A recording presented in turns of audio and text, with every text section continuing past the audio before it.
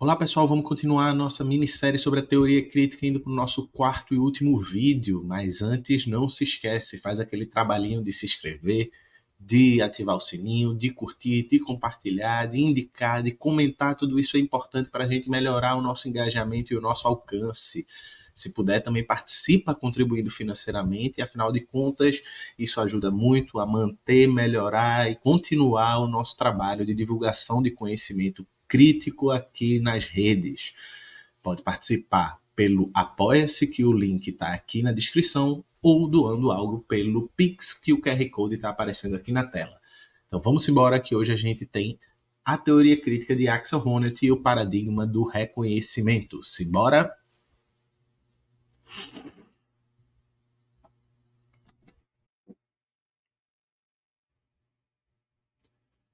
No nosso último vídeo, a gente falou um pouco de como Habermas tentou sair do beco sem saída que a primeira geração tentou construir. E a gente tentou fazer nos últimos vídeos, desde o primeiro até chegar em Habermas, esse caminho. Né? No primeiro momento, a teoria crítica é muito enraigada ainda desse paradigma, né, que a gente estava chamando de paradigma produtivista, de que tem na esfera do trabalho e na produção humana a esfera central da localização teórica das possibilidades emancipatórias e dos referenciais críticos que é produzido reflexivamente pela teoria crítica. Né?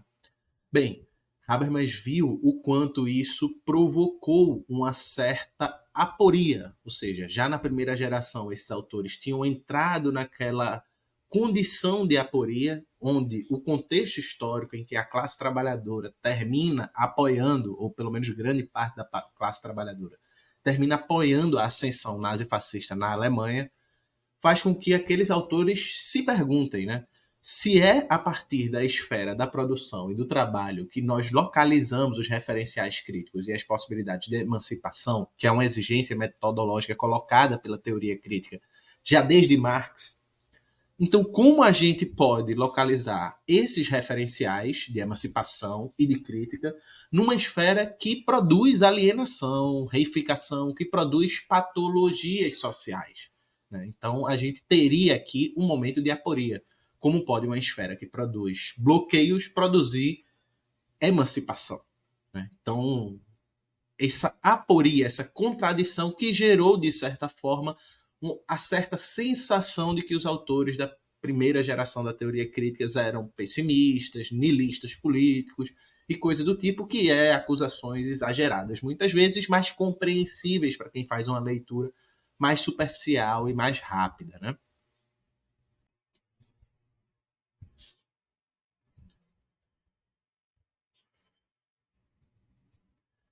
Habermas, a partir do momento que se consolida como um continuador dessa tradição, ainda que com muitas aspas nesse sentido de continuador, porque a teoria crítica é esse campo, como a gente já falou lá no primeiro vídeo, muito plural, muito diversos, com diálogos bastante distintos, com autores bastante distintos, com questões distintas, mas ainda assim ele está lá colocado como uma espécie de continuador dessa tradição, e por isso ele vai tentar fazer algo que passa a ser comum na teoria crítica, que é olhar para as gerações anteriores, tentar apontar os limites que essas gerações se colocaram para tentar superar esses limites, um processo onde a teoria crítica se transforma também numa espécie de crítica da própria teoria, né? Crítica da própria teoria crítica, né? Então Habermas vai, a partir disso, tentar fazer um processo que vai ser chamado, a partir de então, de uma reconstrução teórica. Essa reconstrução que Habermas tentou fazer, e eu sugiro vocês verem o vídeo sobre Habermas, essa reconstrução que Habermas tentou fazer, ela vai se pautar nessa necessidade de escapar dessa aporia que está colocada pela primeira geração, justamente que ele vai localizar nesse enfoque excessivo na esfera produtiva, no paradigma produtivo. Né? Então, dito isso, Habermas vai, de certa forma, tentar localizar em outras esferas que ampliem esse olhar e consigam encontrar nas sociedades escapes emancipatórios que não estejam presos mais numa esfera que ao se constituir enquanto esfera de produção, gera alienação, gera patologias sociais, como é o caso do trabalho. O trabalho, ao trabalharmos no mundo capitalista, necessariamente nós seremos explorados e oprimidos pelo poder do capital, que é gerado justamente por essa lógica produtiva da qual o trabalho realiza essa lógica, né? Então, Habermas vai partir da concepção, então, de uma saída do paradigma produtivista para a ida de um paradigma comunicacional, como a gente viu no último vídeo, que tem no seu eixo normativo, ou seja, na sua latência, na sua promessa de realização, a ideia de que no trabalho, mesmo no trabalho, nós somos seres que, para trabalharmos, e nós trabalhamos socialmente, portanto, o trabalho é sempre social, é preciso que haja uma interação humana permeada por uma lógica do entendimento. Ou seja, para eu trabalhar com você, você trabalhar comigo, a gente precisa de um entendimento mútuo de que eu estou fazendo um vídeo e que os materiais que eu estou colocando aqui são confiáveis e vocês vão partir dessa confiança para poder assistirem o vídeo e tomarem como um pressuposto que eu não estou enganando vocês, assim como eu vou tomar como pressuposto de que vocês não vão pegar, sei lá, um trecho isolado para fazer algo ruim com a minha imagem, etc, etc, etc. Sem essa relação de entendimento mútuo, nenhum trabalho é possível, nenhuma interação humana é possível. E, portanto, isso significa dizer que há um campo comunicacional permeado pela pressão mútua por entendimento. Eu pressiono você a me entender, você me pressiona a lhe entender, e isso está colocado pelo campo da linguagem. Portanto, o campo da comunicação seria uma esfera neutra de conflitos, onde ele eliminaria todo qualquer conflito, e, por outro lado, o conflito social estaria justamente em outros aspectos ligados a essa racionalidade típica da esfera produtiva, que é a racionalidade instrumental. E, portanto, de certa forma, os conflitos estariam dados quando a racionalidade instrumental do sistema, né, que é o lugar onde a esfera da produção está localizada, coloniza a razão comunicativa. Né, e, portanto, faz a gente se comunicar por uma lógica da dominação, do poder e etc.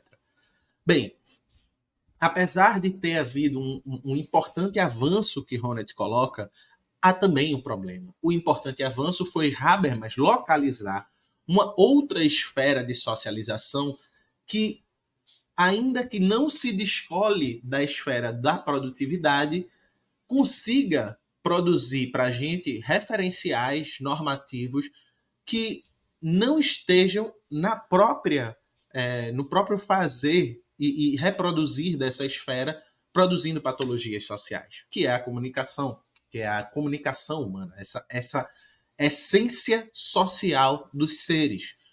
O fato de nós sermos seres sociais, o fato de toda a nossa atividade, inclusive o fato do nosso constituir, né, desse auto constituir-se identitário, né, a gente se constituir enquanto sujeito, enquanto subjetividade, enquanto identidade, etc., singular, até isso tem uma dinâmica social e que é permeada, portanto, pela lógica da comunicação, que é uma lógica intersubjetiva, que produz uma espécie de tecido social que conecta uns aos outros.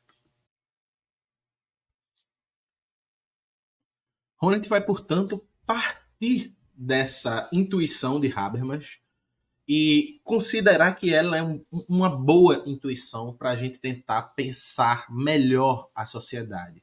Porém, Honneth ainda vai dizer que Habermas não conseguiu superar essa aporia da teoria crítica. E, portanto, ele teria se enredado no que passa a ser conhecido como um déficit sociológico. Né? E a gente já comentou isso por cima nos vídeos anteriores. Né? Essa incapacidade de localizar socialmente os conflitos na sua própria gramática conflitiva. Ou seja, não os conflitos analisados e constituídos do ponto de vista teórico, mas os conflitos como eles estão dados na sociedade, a partir da sua própria gramática, na sua própria linguagem, e não uma linguagem que está sendo imposta de cima para baixo.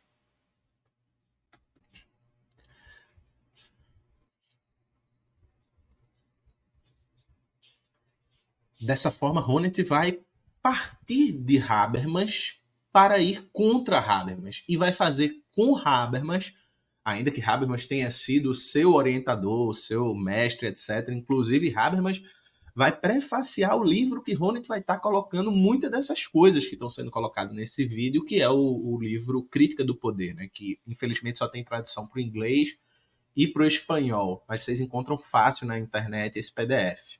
Tá? Porém, Honneth vai colocar a ideia de que essa estrutura, esse tecido que nos conecta intersubjetivamente, né, e que vai permeando o nosso ser, agir social, inclusive no trabalho, valorando o que os trabalhos, valorando a forma como nós trabalhamos, a ideia que nós constituímos de trabalho, como nós temos que trabalhar, etc., que, claro, está permeada pela uma lógica do capitalismo, porque para Honneth esse tecido intersubjetivo, ele é histórico, processual, e, portanto, se nós vivemos numa sociedade capitalista, o capitalismo determina esse tecido, né? Contudo, a compreensão de que as diversas esferas sociais, ainda que mutuamente determinadas, elas têm autonomias relativas, né? Enfim, então há essa concepção também. Isso significa dizer que essa esfera, na verdade, é permeada por uma lógica de reconhecimento. Né? Essa lógica comunicacional, ela é estruturada por uma lógica de reconhecimento, que é justamente esse tecido que nos conecta intersubjetivamente. Essa lógica de reconhecimento, Honneth vai buscar de um autor que Habermas dialogou, porém tinha muito maior influência de Kant do que dele, que é Hegel. Então, se Habermas está muito mais próximo da tradição kantiana, Honneth vai voltar à teoria crítica para a tradição hegeliana. Então, você tem uma primeira geração que traz Hegel para ler Marx de uma perspectiva hegeliana. Você tem uma segunda geração que vai trazer Kant para resolver problemas e aporias do marxismo e do novo marxismo que estava surgindo com a escola de Frankfurt. E você vai ter essa terceira geração que vai tentar resolver os problemas das gerações anteriores, apelando a uma leitura de Hegel que resgate o potencial emancipatório da teoria crítica que estava lá desde Marx. Então, por exemplo, Honneth, no seu livro Luta por Reconhecimento, vai fazer um bom diálogo ali com Marx, em certa medida, inclusive apontando, falando de questões de classe, etc. Né? Bem, dito isso, é importante salientar que, nesse processo, Honneth vai estar apontando para a gente que a nossa constituição enquanto sujeito, ela é permeada por esferas de reconhecimento que não são eternas na história humana, elas são localizadas a partir da constituição da modernidade e que, portanto, elas realizam, ou pelo menos deveriam realizar, promessas de socialização e de integração das pessoas. E que a impossibilidade do cumprimento dessas promessas produz conflitos sociais. Então ele vai dizer que na nossa sociedade ocidental, moderna, capitalista, 3 esferas de reconhecimento são basilares, né? A primeira, a família, e ela traz uma promessa de amor, e aqui esse amor não no sentido do amor romântico, mas também do amor da amizade, desse amor que vincula, desse afeto que nos mobiliza a conviver uns com os outros, né? E a partir dessa esfera do reconhecimento, você vai ter, por exemplo, a ideia de que os seres humanos eles se interagem a partir da necessidade de realização de uma autonomia mútua, né? Então, por exemplo, o bebê, quando nasce, ele precisa de um cuidador constante, senão ele não vive. Ao mesmo tempo, com o cuidador, e Honneth vai estar aqui se baseando especialmente na psicanálise de Winnicott, esse cuidador ele vai estar também numa espécie de simbiose com o bebê, ao ponto de que, à medida que o bebê amadurece biologicamente, essa simbiose necessita ser desfeita por um processo gradual, que não pode ser nem uma ruptura brusca, porque essa ruptura brusca causaria uma sensação de abandono, ou um abandono de fato, uma violação do corpo, das necessidades daquele bebê, e etc., colocando inclusive em risco a sua própria existência. e nem uma conexão que não se desfaz a ponto de criar naquele bebê uma dependência, e uma dependência que vai ser mútua, que corromperia a produção de sujeitos autônomos, né?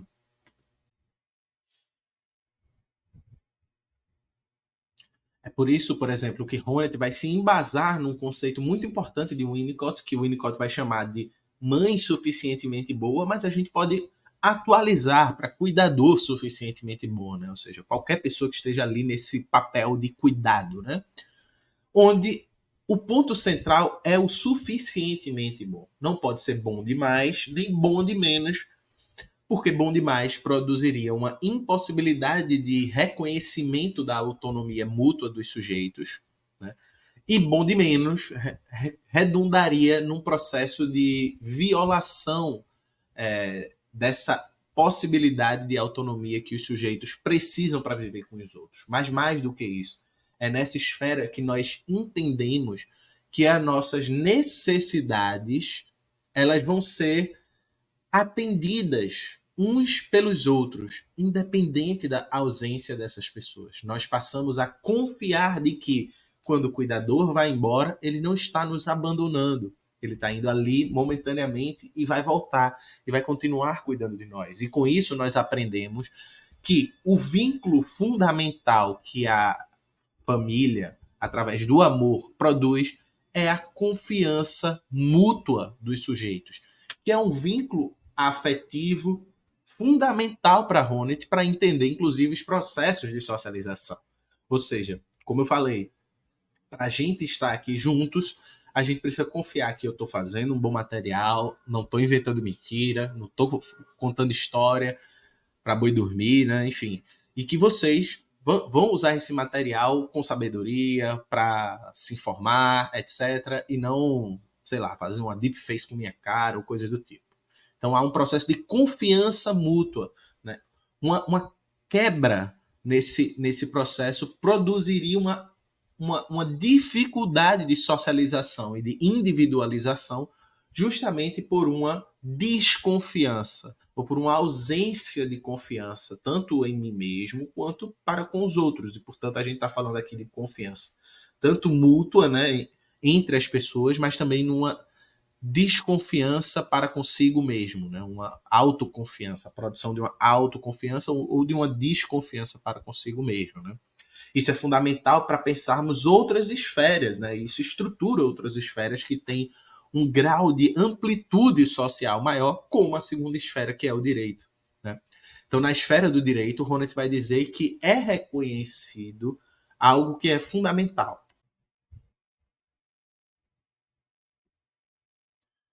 que é aquela substância fundamental que, ao menos na promessa dessa esfera, está colocada como algo a ser reconhecido, que é a igualdade radical. Ou seja, o pressuposto do direito é que todos somos iguais perante a lei, né? E, portanto, há a necessidade de se reconhecer essa substância, e essa substância é sempre histórica, ela não é dada, né? Ela é sempre socialmente constituída, ela não está previamente colocada, ela não existe a priori, né?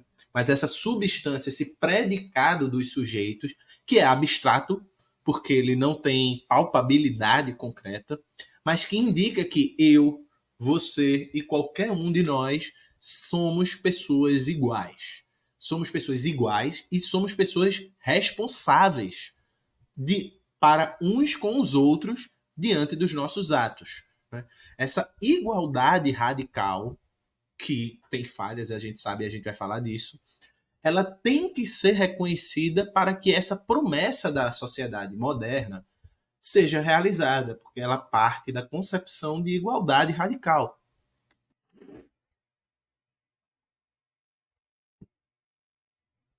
Ou seja, todos somos iguais e aqui precisa ser reconhecida essa propriedade de igualdade que necessariamente deve ignorar toda e qualquer diferença para poder ser realizada. Portanto, é preciso ignorar, por exemplo, que eu sou nordestino de Pernambuco, de Recife, e um homem branco, etc. E que você é, sei lá, uma pessoa, mulher de São Paulo, negra, etc., e que a gente vai precisar suspender momentaneamente, e eu vou dizer momentaneamente que a próxima esfera vai estar falando sobre essas diferenças, suspender momentaneamente essas diferenças para que a igualdade radical seja colocada à prova. A igualdade radical ela é sempre uma suspensão dessas diferenças identitárias que nos singularizam, né? E por isso, nessa esfera do direito, você vai ter o processo de constituição de uma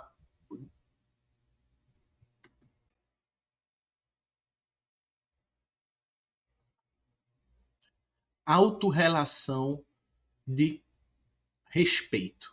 Então, aqui vai estar se desenvolvendo a concepção de um respeito mútuo, o que se reconhece a pessoa como iguais uns aos outros, produz uma relação consigo mesmo e para com o outro de respeito. Ou seja, independente de eu ser ateu e você ser uma pessoa, sei lá, do candomblé, eu vou reconhecer e vou respeitar você enquanto sujeito não pela sua diferença, mas pela aquilo que torna você igual a mim. E, portanto, que é esse predicado que nos torna, e é um predicado abstrato, que nos torna iguais uns aos outros, independente das nossas diferenças que nos constituem identitariamente. Porém, essa sociedade ela não poderia ser justa se ela desconsiderasse essas diferenças. Até porque seria injusto se essas diferenças fossem desconsideradas, né? E aqui a gente tem que pensar quais predicados que faltam ser reconhecidos, que é justamente aquilo que nos singulariza, aquilo que nos individualiza na sociedade, né? Que é a nossa identidade, a nossa constituição identitária. Portanto, é preciso se criar um campo, e aqui nós partimos desse campo cultural valorativo na nossa sociedade, que também é histórico, e ele, por ser histórico, ele é poroso, ele é suscetível a transformações, mas que ele valora diferenças identitárias, de forma que ele tem a promessa, e portanto deveria, reconhecer como igualmente importante todas as diferenças identitárias. Então, você tem um campo que Hegel está chamando aqui, junto com Honneth, de um campo da eticidade, né? Honneth vai chamar também de solidariedade em outros momentos da sua obra. Mas é nesse campo da solidariedade social que você... E aqui também está, por exemplo, o campo do trabalho, né? A ideia de que diferentes trabalhos devem ser reconhecidos como igualmente valorados, porque eles, cada um contribui com a sociedade de forma diferente. E por aí a gente tem a ideia de que nesse campo não vai estar mais sendo reconhecido algo abstrato, mas um valor, um predicado concreto, que é valorado intersubjetivamente por essa rede ética, por assim dizer, que valora culturalmente ações de contribuição sociais, seja ela no trabalho, na cultura e nas formas de vida específicas e diferentes que nós temos na nossa sociedade. Então, portanto, independente, mas voltando ao exemplo do meu ateísmo e a pessoa do candomblé, independente de eu ser ateu, é minha obrigação ética respeitar não só a pessoa que é do candomblé como igual, por sermos todos iguais, mas respeitar aquela pessoa no candomblé porque a existência do candomblé constitui a minha vida, a minha experiência social, fazendo com que aquela vivência religiosa, cultural, ainda que não seja a minha vivência, a minha experiência, eu consiga reconhecer o valor positivo que aquilo tem para minha cultura, para minha existência, para minha forma de vida, ainda que não seja a que eu partilhe, ainda que eu não partilhe aquela crença necessariamente, né? Então, esse é um exemplo importante de como nessa esfera está sendo reconhecido algo que a gente chama de autoestima. A estima que nós temos uns pelos outros, eu estimo aquela vivência cultural e nós nos estimamos uns aos outros. Bem, tanto no direito quanto na solidariedade, o que nós vemos é um campo que, se não reconhecido ou em déficit, tanto o direito quanto esse campo da solidariedade, no direito você tem uma experiência de desrespeito. Quando as pessoas não são iguais umas às outras, elas experienciam esse mundo social através de uma experiência de desrespeito. Enquanto no campo da solidariedade, o que a gente tem é uma experiência de déficit de reconhecimento que vai produzir uma falta de autoestima ou um processo social da sociedade desestimar certas experiências culturais e de formas de vidas diversas. Né? Com isso, Honneth está dizendo para a gente que a gente não precisa, como Habermas fez, de dividir o mundo em um mundo que é uma parte conflito e uma parte que não é conflito, a parte da comunicação e a parte do sistema, e que o conflito estaria na tentativa de colonização do sistema pelo mundo da vida, como se todo o processo de conflito fosse necessariamente um processo artificial ou impositivo na sociedade. O que Honneth faz é dizer que os próprios conflitos sociais são oriundos da própria forma como a sociedade se organiza. E, portanto, os próprios conflitos apontam os problemas que a sociedade tem e as possíveis saídas para esses problemas, através de uma lógica de identificação de déficits de reconhecimento, e, portanto, a teoria de Honneth é uma teoria em negativo, né? Ele vai apontar, por assim dizer, um tipo ideal das promessas que a sociedade moderna constituiu, e vai apontar também os impasses a partir dos movimentos sociais, que são para Honneth uma espécie de bússola moral, e por isso que ele vai dizer que luta por reconhecimento, subtítulo é a gramática moral dos conflitos sociais, vão ser esse indicador moral dos problemas que a sociedade tem, e, portanto, eles indicam já essa possibilidade de saída, resolvendo os dois problemas que haviam na teoria crítica até então. Tanto o problema de um paradigma produtivista que cai numa aporia, que tem no trabalho a sua centralidade, mas tem no trabalho justamente essa esfera que produz patologias sociais, como uma concepção dicotômica e falsa da sociedade, como se existisse algum lugar da sociedade fora do conflito capaz de salvar a sociedade do próprio conflito que ela criou, que foi o que Habermas fez. Aqui Honneth está fazendo uma teoria da sociedade, uma teoria social, a partir de uma teoria do conflito. E assim, a partir do próprio conflito e dos próprios movimentos sociais, encontrar horizontes e critérios normativos e horizontes emancipatórios.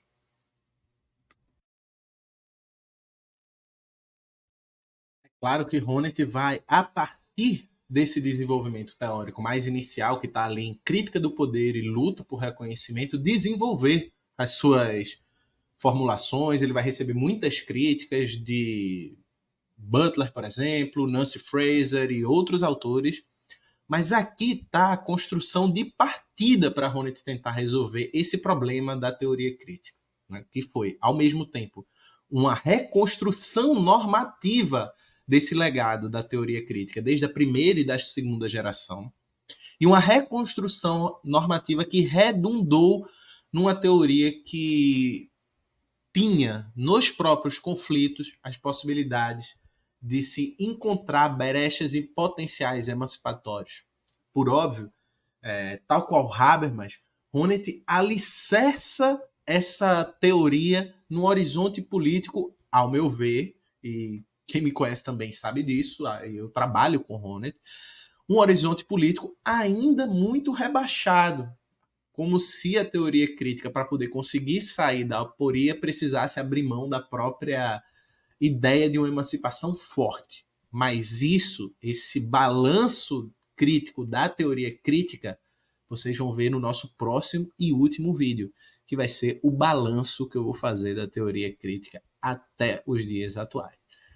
Valeu, muito obrigado e até a próxima.